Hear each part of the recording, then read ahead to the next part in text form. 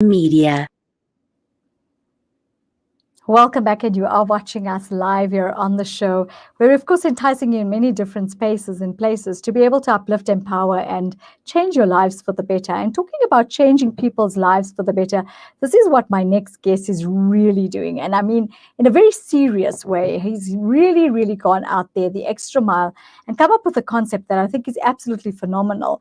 Now, let me tell you a little bit about Terence Crowster. He's a community activist who has reopened a pop up container library in a bid to inspire the youth to read in an area that has become notorious for gangs, violence, and drugs. The Hotspot Library is nicknamed after Dahlia Street, where it is located in Scottsville in Kryfontein. Residents were quick to share their excitement as social media um, as the library reopened its doors. And Terence started this initiative. He is also running the Restorative Youth Development NGO, and he wants to encourage youngsters of his community to read and get them off the streets where they are victims to gang, drugs, and crime. And he's going to be telling us a little bit more about that. A very good afternoon to you, Terence Crowster, and thank you so much for joining us on Inspired Afternoons with myself, Nafisa Dango. It's such a pleasure having you join me this afternoon. Good afternoon, everybody. Good afternoon, and thank you for having me on the show. Yeah. I think it's a very exciting segment that we're going to be having. Such phenomenal ideas, and talk to us and pen out the journey of this library. I think you've really tapped into the importance of education and changing people's lives through education. This is really what it's about. So a few years back, I've kind of worked on schools, doing some anti-bullying courses and awareness around fetal alcohol syndrome and some life skills programs. So obviously, when I was there, I found out that a lot of kids can't read and write.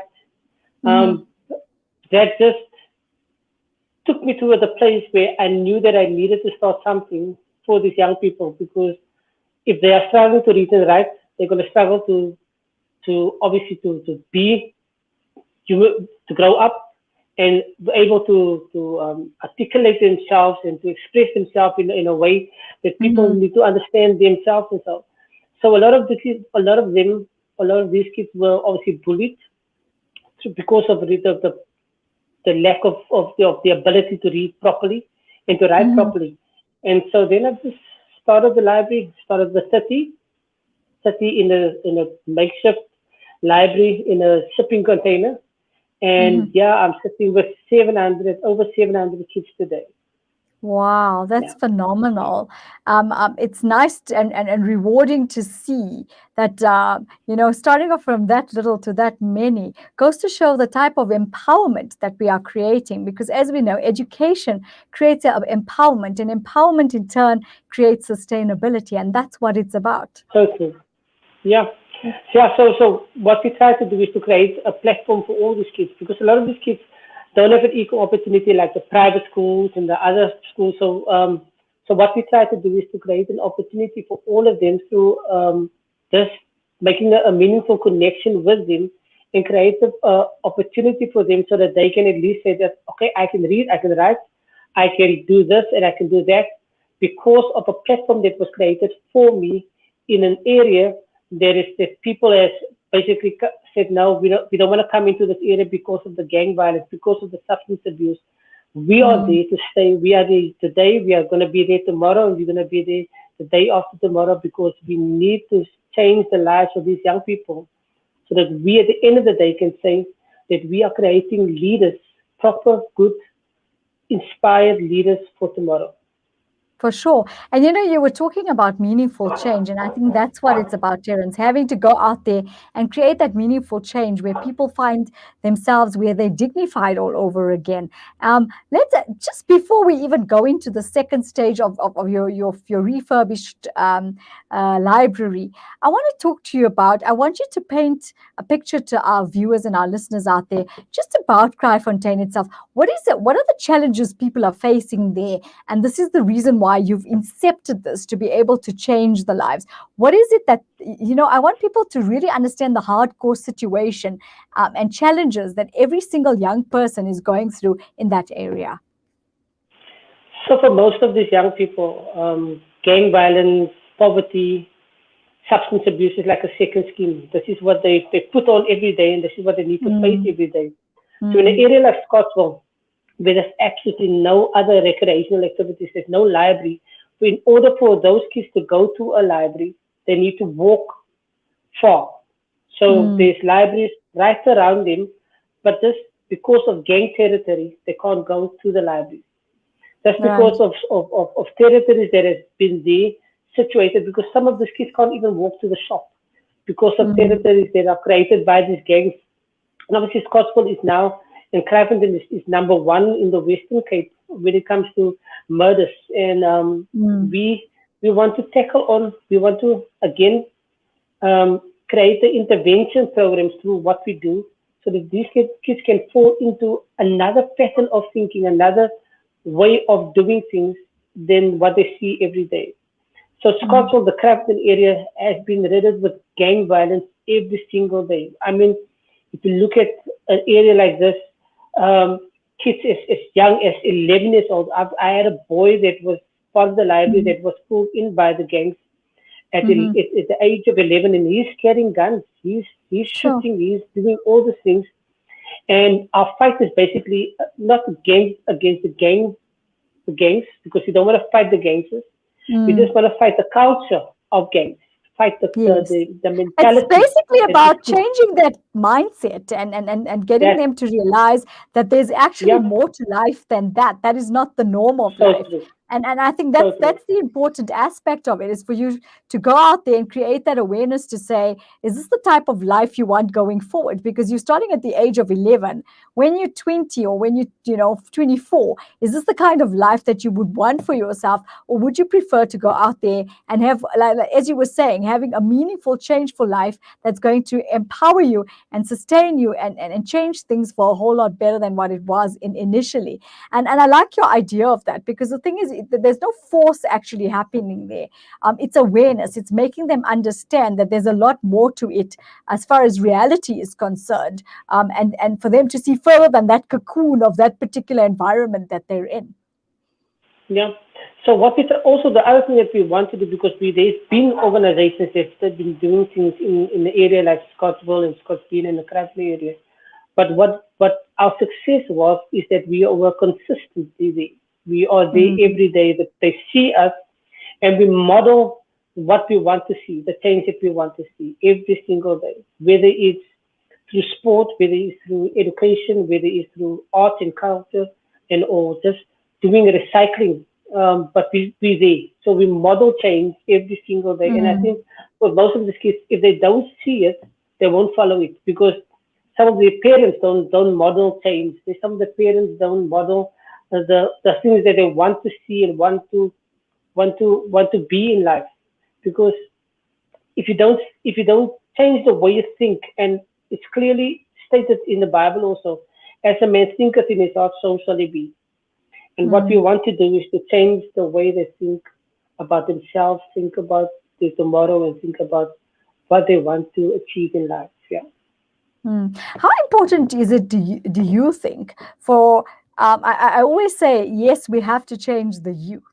But of course, when the youth go back to their homes, their parents are there. So how important is it, do you think? And I would say it's imperative that we change the mindset of the parents as well, so they can then in turn guide the kids in a better way. So it's having to make them also understand that the situation at hand there is not constructive, for these boys going forward, for their future.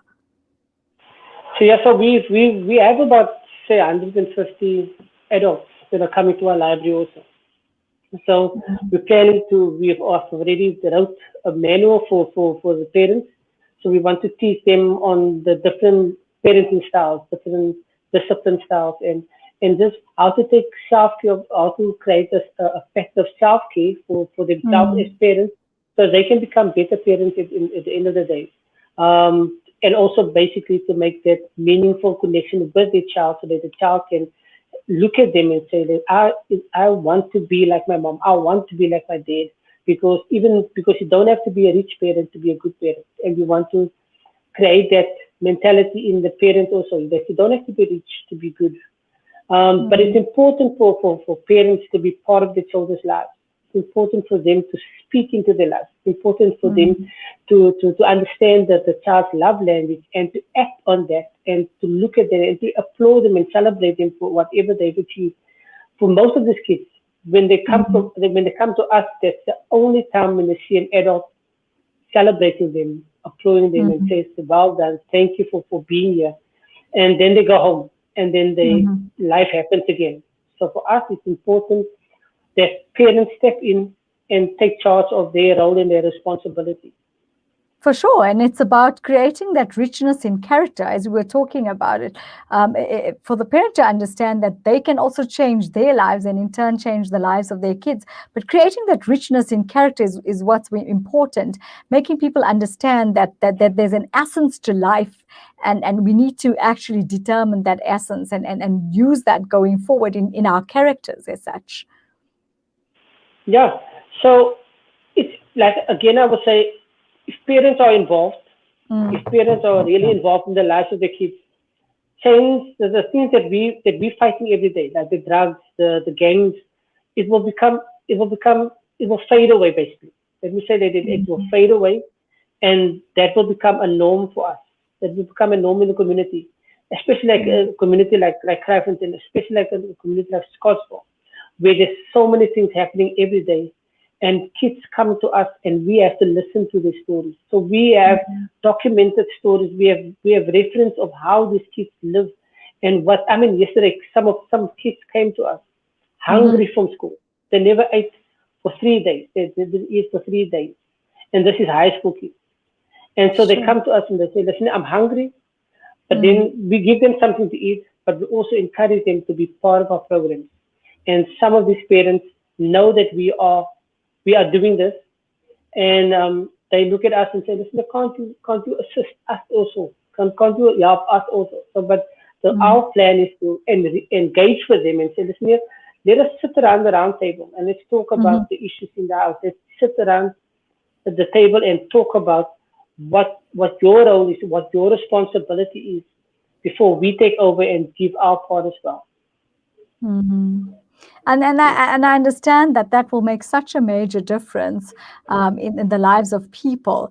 Let's talk about the new remodeled library and what sort of features it has to be able to entice those people in Krypton and Scottsville to say, let's go there and let's better our lives. Let's learn something. I mean, as we know, reading a book and having that knowledge is key because knowledge is what Yeah. gives you the power to be able to do different things for your lives, to be able to move yourself into an amazing space, and of course, should we say, define your potentials. So there. So no. So we've got this library. We've got the massive library, and we have over 700 people. So now we have to be creative in what we want to do and how we want to see it. And so we started off with now we're currently sitting with math tutoring classes. So we have about 50 kids coming to our math tutoring classes already. We're going to start soon. We're going to start the Who Am I project with it's a mentorship program for boys and girls.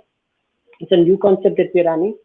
And then we also have the arts and crafts, like the recycling to upcycling courses that we do.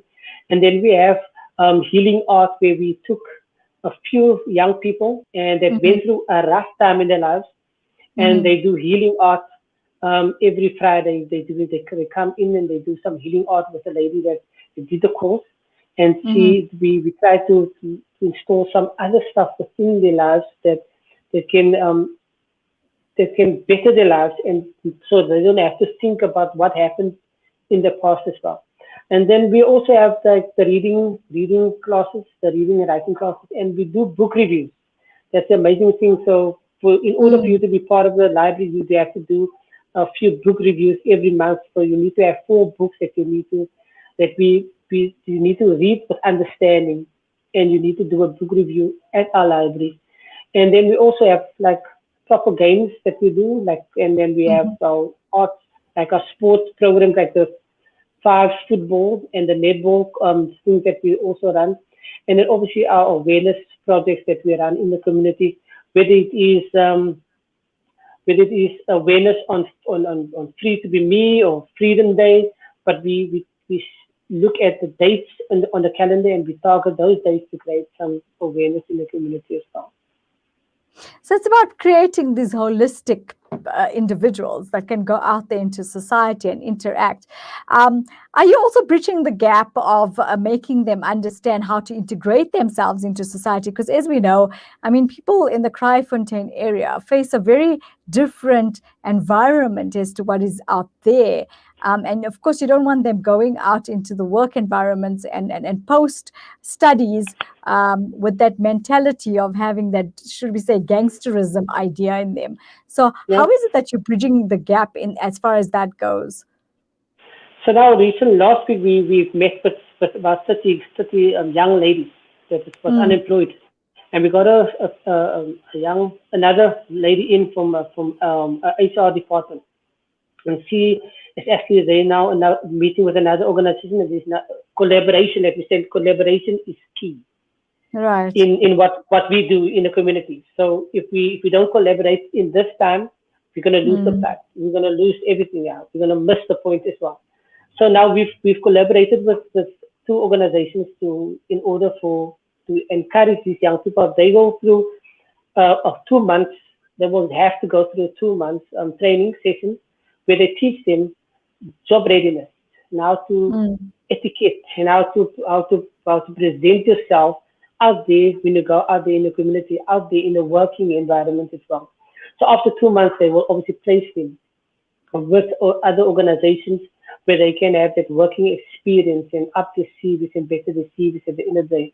Then I also have worked with now currently we're going to sit down with young men, and we're going to start doing the same thing with the young men so they can be more employable at the end of the day, but not just employable, but have a different mindset towards mm, their mm. future and what they want to achieve. Because again, for most of them, poverty and the way they think and what they see every day is like a second skin to them. And we want Yes, to break that. We want to take off that second skin so they can become that's the person right. that they need to be and And that is unleash why their I own asked you the potential. question, because I mean, if you look at them, for them, living in that environment is norm, should we say, in inverted Yeah, commas. They're used to living that particular lifestyle. And as I said, beyond that cocoon, they're not realizing the reality of the real world out there and what it construes and what is required of them. So it's nice to see that you're bridging that gap, creating that etiquette, making them understand what did they, basically giving them the tools to go out there and do what they need to do. you know. So we don't want to just give a handout to them. For sure. We spoke to them. Listen, if you want to come to for the first thing, if you want to come to an inner information session, you need to get your own pen and own book and take notes. And we want to encourage them through that, even just making sure that they need to Mm, take responsibility towards their own future. Because mm, we can't discover things for them. We can't unleash things for them. And they are the only person, the only people that can unleash things for themselves. But how do you unleash it? By changing the way you think about yourself, changing the way you think about your now so that you can better the way you think tomorrow and the day after tomorrow as well. mm. What has it meant for you to see some success stories come out of what you've been doing with the hotspot? I mean, I'm sure there are many out there, and I'm sure it gives you that fulfillment. Yeah, like this morning when I was on my way, I was driving, I just said, listen here, Terence, I need to talk to myself every day and say, Terence, you're doing some good work. Oh, Because of course. I need to say that to myself so that I can believe that what I do is important. So when I Mm, go out there now, when I talk to these people, then they need to believe that when I speak as an important person, I speak life into another important person. So we have success stories, and I cry a lot because I see. I hope it's for all the rewards that you're accolading in there and nothing else. Yeah, I cry because I see growth. I cry because I see how some people get rid of pain and how these kids can, when they come in there, when they smile, when they tell their stories of how they did in school. Now I can Mm, read. Now I'm able. I've passed. I'm able to do this, that I could never have done this, and then I'm satisfied. I'm happy for them. I cry because there's the satisfaction in me that says, listen here, Mm. you're still doing something good for the community, Most despite of things definitely. that happen, despite of things that happen, despite of the lack of funding, despite of the lack Mm. of all this, because we don't get government funding. We do this Mm. without funding, and Mm. it's just to see change happen in front of your eyes, to see our kids Mm. grew right in front of you. That's very satisfying. I think it's that fulfillment that it gives you. I think nothing else Yeah, will. To be able to know that you've just changed somebody's life in such a big way. I mean, it's not small changes, these are big changes that are occurring, which yeah. I think is so phenomenal. If people would like to, of course, follow you and maybe support you in some way, where can they have a look at? Do you have perhaps have a website or an Instagram handle? So they can go on our Facebook page, Restoration Youth Development, Restoration Youth Development Program, and they can just click on there and follow us on there. Then also Restoration Youth Development Program.org. Okay, lovely. Yeah, because the thing is, I would love people to actually follow your direction and see those differences and appreciate those differences that you've made. So to be able to, of course, maybe just, get into contact with you and also create those added support structures that will help you be able to move forward with these young people out there. Terence, I think you've muted your phone. You need to unmute for me.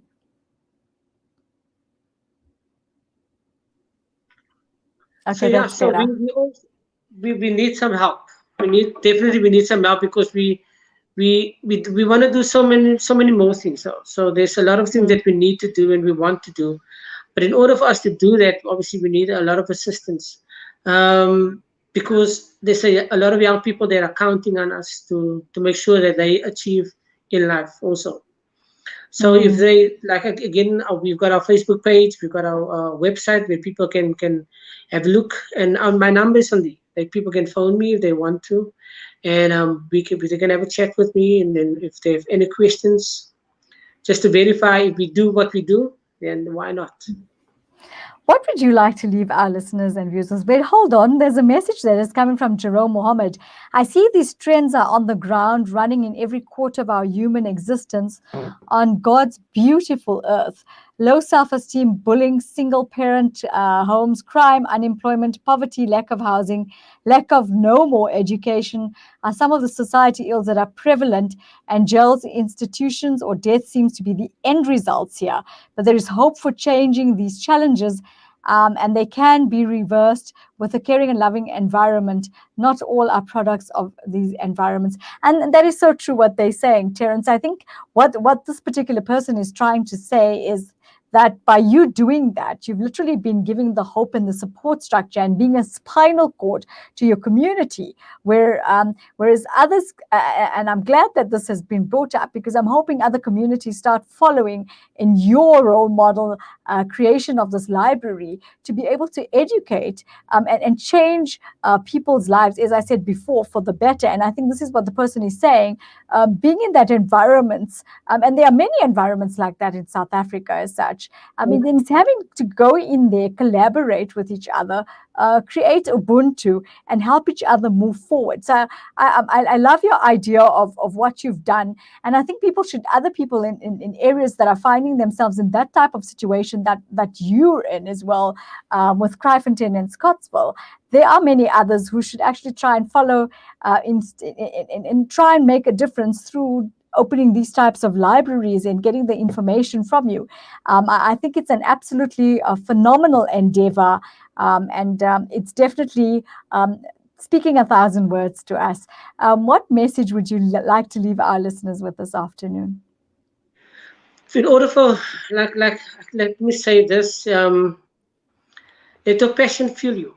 Let your passion be the fuel toward change in the community. I've been lucky enough to have a desire for change and wanting to see change and allowing my passion to fuel me every single day, because it's not going to be easy. It's never going to Mm, be easy to doing this and to create change. It's never going to be easy. But if you want to see change, it doesn't. I don't care who it is and what people would say, because a lot of people won't be for you when you in the process of toward change. They won't like what you do, but you just have to continue and be consistent in what you do, and then change will obviously happen.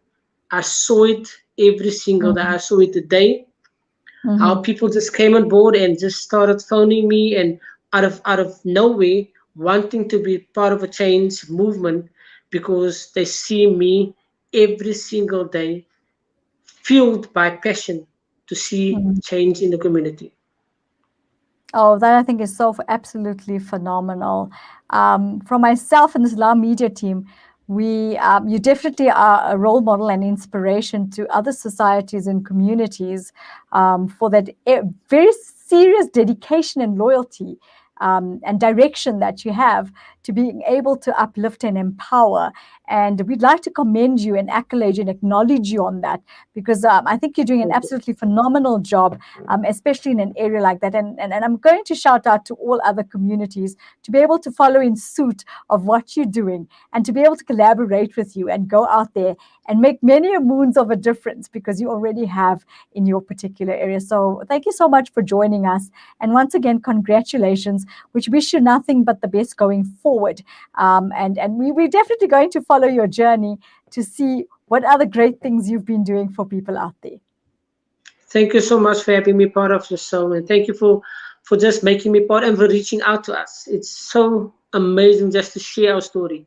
I tell people if always that if even if people don't, if some people ask questions, for me it's not about going out there and searching for funding. It's just for us going out there and sharing the story of hope. Mm, Again, the Ubuntu story of hope, and creating that there is somewhere in South Africa something that's happening that is good mm. for our communities. Thank you so Most much. definitely. You take care of yourself and all the best going forward. We're so excited to follow your next endeavor.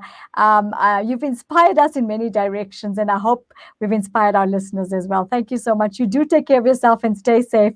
A very good afternoon to you, Terence. Goodbye bye. See you, man. Thanks, eh? Take Bye. care. Okay, bye Bye. bye. Terence Crowster from the Hotspot, which is a library in Kraaifontein, making so many differences in many directions to those people in the area, trying to take them out of gangsterism, drugs, abuse, which I think is so important. And I think we really need to follow in that story to be able to look at other communities that are facing these types of situations and try and create an environment like that Terence is creating. So definitely an inspirational story. We're going to go for a break. Stay with us. We'll be back in a bit.